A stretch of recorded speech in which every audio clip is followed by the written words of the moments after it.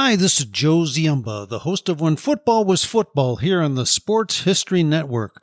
Aside from my podcasting duties, I'm also a sports collector. And as such, I'm very pleased to share the exciting news that the Sports History Network has partnered with Rochester Sports Autographs, the largest JSA authenticated autograph distributor in the United States, where you can get deals on over 30,000 autograph sports collectibles. So as a collector, I was very pleased when I visited the site of Rochester Sports Autographs. The massive inventory is easy to search, carefully documented, and visually appealing. The options seem limitless, whether you're looking for an autographed baseball, signed football helmets, or basketball jerseys, among thousands of others. I found everything from a Babe Ruth autograph, a signed football by Dick Butkus, and an autographed Larry Bird basketball jersey. And as a collector, you'll be delighted with the very competitive pricing on JSA authenticated products. Made possible since RSA deals directly with athletes, so there's no extra markup, and the savings are passed on directly to the customer. Perhaps you're looking for an early gift for Mother's Day or Father's Day. Heck, who needs a holiday as an excuse to give a piece of sports history to your loved ones? Or how about yourself? Today seems like a great day to add to your own sports collection, right? RSA even has film, music, and other entertainment autographs on the site, so there's something for everyone. All orders from Rochester Sports Autographs are top quality and shipped to your door with top authentication and a money-back guarantee. And to make sure RSA knows that the Sports History Network sent you, we created a special link for you. All you need to do is head to shoprsa.com/SHN. That's shoprsa.com/SHN to get your own piece of sports history today. Now it's time to take a sports break, a look at sports history on a daily basis. Hello, my friends of sports history. This is Darren Hayes of the Sports Jersey Dispatch podcast. Welcome once again to the Pig Pen, your place for all things great in sports history, and welcome to another edition of your Sports Break, where we will talk about some of the greatest events for April 27th in sports history. And we have a lot of them to talk about, some great Hall of Famers, some great stories from the big three in sports, and I think you're really going to enjoy this episode. But before we get to that, let's make sure you're aware of how to get in touch with us, because we'd love to hear from you, love to have your feedback, your criticisms, your critiques, hey, some things that maybe you would like to hear on the show, and maybe some history. Maybe you'd like to come on the podcast and tell us some sports history of your own or connection or part of your collection. We'd love to hear it all. We are at pigskindispatch@gmail.com and would love to hear from you. We answer each and every email proudly and love to communicate with our listeners. And let's start off in the realm of baseball with some Hall of Fame birthdays. We don't get to start off that way very often, and we should, because we have a great one today. How about Rogers Hornsby? He was born April 27th, 1896 in Winters, Texas. Baseball Hall of Fame second baseman. Rogers, also known as Raja, played on the St. Louis Cardinals from 1915 to 1926 and again in 1933. But in between those times, he played with the New York Giants in 27, the Boston Braves in 28, Chicago Cubs from 29 to 32, and the St. Louis Browns. And he batted .358 for his career, had an on-base percentage of .577 with 301 home runs, and he was inducted into the Baseball Hall of Fame in 1942, and what a player he was. We also have Enos Slaughter, the great man that was born April 27, 1916 in Roxborough, North Carolina. He was an outfielder and wore the number 9 on the St. Louis Cardinals from 1938 to 1942. And again, after some military service, served his country. We thank him and all of our veterans that have served to keep us free. Played again for the Cardinals 1946 to 1953 after the Great War. 13 seasons total. He batted .300 for his career, on base .453, 169 home runs, and many would refer to him by his nickname of Country. He was inducted into Baseball Hall of Fame 1985. On the hard courts, we have another big name, and this is one that many of us have seen play. George the Iceman Gervin was born April 27, 1952 in Detroit, Michigan. He is in the Naismith Memorial Basketball Hall of Fame. Gervin played in the American Basketball Association for the Virginia Squires back in that great league, and then when they merged, he played in the NBA with the San Antonio Spurs for a total of 14 seasons, I believe, if you total his ABA and NBA together.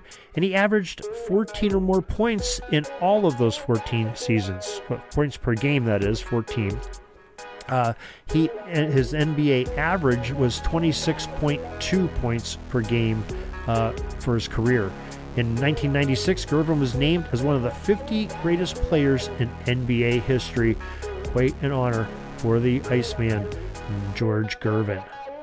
Now, let's go into the football realm, talk about a few of our birthdays for Hall of Famers. And we have a great one from the College Football Hall of Fame from 1887 on the 27th of April, Macon, Georgia. Frank Juhan, who played for the Sewanee team as a center. Frank, according to National Football Foundation's website, was a center on offense and the first player in the South to play the new then position of roving linebacker on defense. Great all-around athlete, also competed in track, boxing, and baseball. Played football from 1908 to 1910 for Sewanee, and the team went 18-4-3 with victories over Georgia, Georgia Tech, Auburn, Alabama, Vanderbilt, and Louisiana State. That's beating most of the big boys from the now SEC. Sewanee was definitely a great team back in the day, national powerhouse. Frank Juhan went into the College Football Hall of Fame in 1966 after the National Football Foundation tallied up their votes. Another birthday. This one also from the South, the Alabama Crimson Tide center from 1960 to 1962, Leroy Jordan. Was born in April 27th, 1941 in Excel, Alabama. The National Football Foundation shares that Leroy arrived at school a year after legendary coach Paul Bear Bryant started his head coaching duties for the Tide, and the two helped take Bama into football prominence. And as in 1960, Jordan's sophomore year, Alabama went 8-1-2 with a 3-all tie against Texas in the Blue Bonnet Bowl, and Jordan was voted the most valuable player in that game. And his senior season of 62, he became a unanimous All-American. And Alabama sported a 10-1 record that year and a 17-0 victory over Oklahoma in the Orange Bowl as Jordan made 30 tackles in that contest. Man was all over the field. And he went into the College Football Hall of Fame in 1983.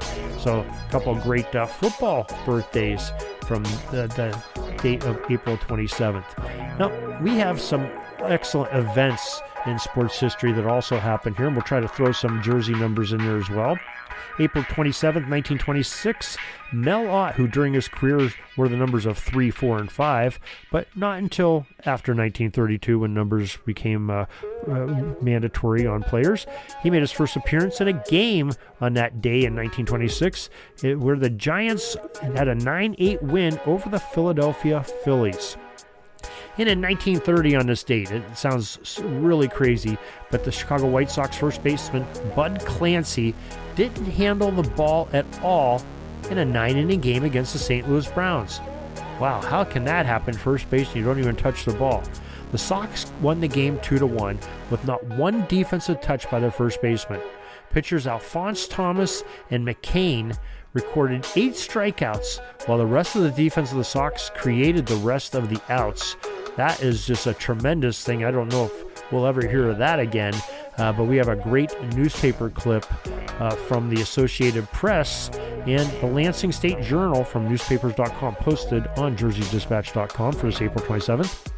And in 1961, on the 27th of April, the NFL officially recognized the Pro Football Hall of Fame in Canton, Ohio, and that museum's opened up soon after. Now, we have some great baseball and some great friends in baseball that we love to reference, and one of them is the thisdayinbaseball.com website. If you haven't visited their site, make sure you do. They have some great information on daily play, as well as many other great articles, and we'll just grab a couple from their date of April 27th, and we take one from 1929. The Brooklyn Robins relief pitcher Clyde Dudley hit a home run on the first major league pitch that he ever saw at the Philadelphia's Baker Bowl. On April 27th, 1971, Willie Stargell of the Pittsburgh Pirates hit his 11th home run in the month of April. He was on a tear in 1971. That was one of the reasons that the Pirates ended up winning the World Series that year. Him and Roberto Clemente had a great 1-2 punch there, and the bat as well, some other great players on that team as well. And that's our inspiration. We got, like we said, there's dozens of April 27th references on thisdayinbaseball.com.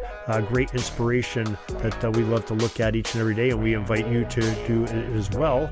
And they can be found at thisdayinbaseball.com. And our friend Jay Daniels has a great baseball site that we love to visit, his 80sbaseball.com, talking about some of the great events in Major League Baseball from the 1980s decade. And he has a whole bunch of great things with some excellent photos and images and baseball cards and all kinds of good stuff there. And he mentions that a big transaction happened on April 27, 1984, where the Houston Astros released J.R. Richard, bringing an end to the career of the guy who looked like a lock to be a Hall of Famer earlier in his career. So kind of a moment that kind of shocking to the world of baseball.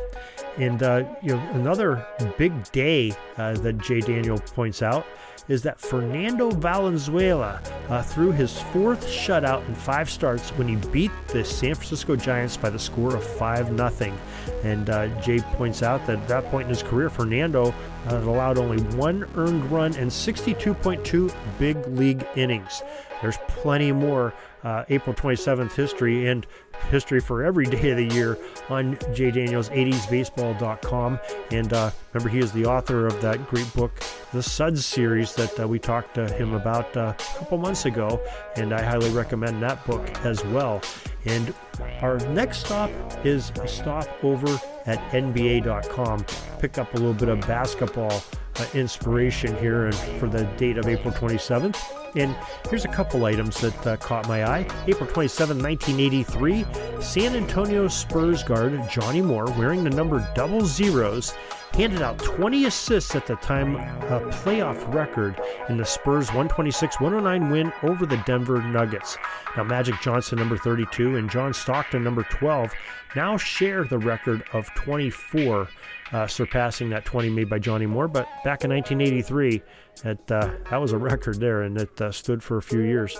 April 27, 1984, number 11, Isaiah Thomas, and number 30, Bernard King, engaged in a great playoff shootout in Game 5 of the 1984 Eastern Conference first-round playoff series. That was won by the Knicks, 127-123 in overtime. But what a thrilling game it was, especially these two players going at it. King scored 12 of his game-high 44 points in the final 5 minutes, 12 seconds of the fourth quarter. But Thomas stole his thunder by tallying Detroit's final 14 points in a span of just a minute 34 to send the game into that overtime session, where each star had 4 points in the OT. And there was a quote that came from Pistons coach Chuck Daly at the time, who said of Thomas, quote, "Sometimes Zeke is magical, and you saw it tonight," end quote. And indeed he was. Some magical moments from the NBA.com, some nuggets of the day history, and they have plenty more there too, not only for April 27th, but for the rest of the year. And some great things there, especially with the playoffs going on. We didn't find anything from the realm of hockey pertinent today that we could use for April 27th, but I'm sure we'll have some coming up here as the playoffs are heating up and go back in Stanley Cup playoff history, and we'll find some magic there in coming days. We thank you for joining us today and joining us for the football, baseball, and basketball history that we could share with you today, and the jerseys, and paying tribute to these great players that make the game so much fun to watch in current times and remember from the past. And love to do it here. SportsJerseyDispatch.com is our website, and PigskinDispatch.com. We appreciate you. And till next time, everybody, have a great sports history day.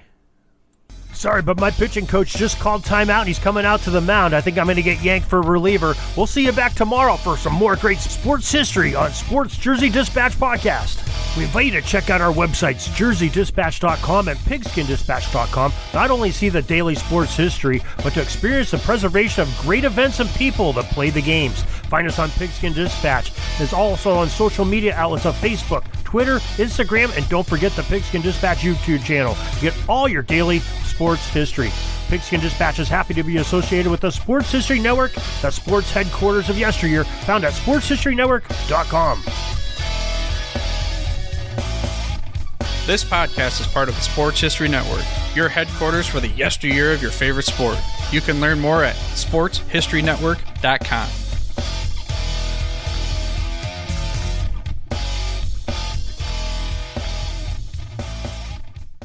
Hi, this is Joe Ziemba, the host of When Football Was Football, here on the Sports History Network.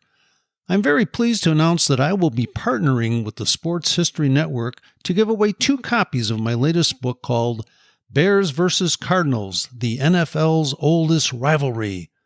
To enter, just head over to the following link, sportshistorynetwork.com/giveaways. We hope you'll enjoy the numerous stories in the book, which is largely based on the newly released Dutch Sterneman collection at the Pro Football Hall of Fame. Dutch was the co-owner of the early Chicago Bears with George Halas and kept correspondence, financial records, and scouting reports, which now allow us to peek into the management of an NFL club during the first few years of the league's existence.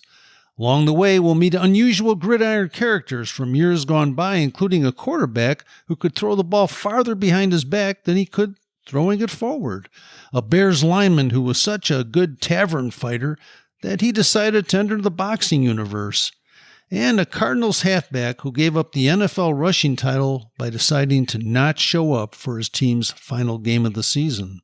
And can we forget the time the Al Capone mob interrupted a Bears-Cardinals game? The new book was fun to research, and I hope you will enter our free contest today.